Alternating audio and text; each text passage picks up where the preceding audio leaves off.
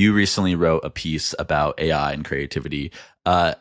Something I took away from that I've been thinking about is that, there's all the fear mongering about AI taking creative jobs, but you don't see so much about like, well, creative entrepreneurs, creators can actually be empowered to like not need as many maybe business consultants or strategists to help them do it. Like there's not much talk about like flipping that and like AI, like actually empowering creators by giving them the knowledge, like, democratizing creativity, whatever, let's say. What it does do is democratize business strategy and like the ability to execute like a marketing plan. Right.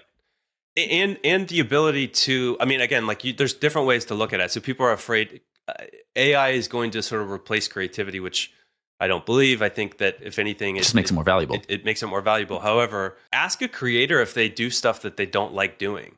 Yeah. And you're going to have a litany of things that are really tedious and not really the core value.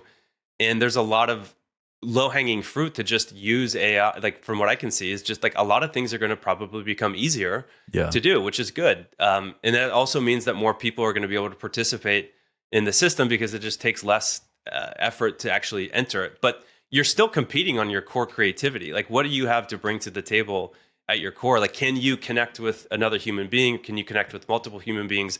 I do not think that AI disintermediates that. I think if anything, it's just, it's more likely to get down to the competition based on the best sort of creativity. Well, I think it goes back to agency. And like, if you're in the middle of that agency horseshoe and you're not going to do much, like, I'm very aware of this. There's your horseshoe. It's a good one.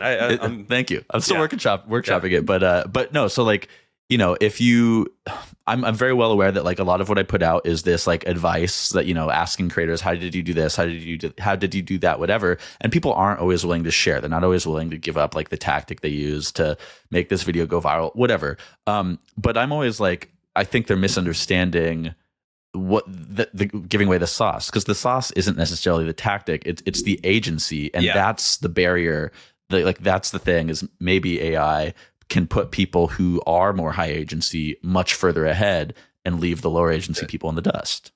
And that is definitely disruptive, but it's not something to fear if you value creative judgment and you think that that's like your core asset. If creative judgment is what you think is what is driving value, and it's what I think really matters personally, then the technology just becomes a means to an end to do it more effectively.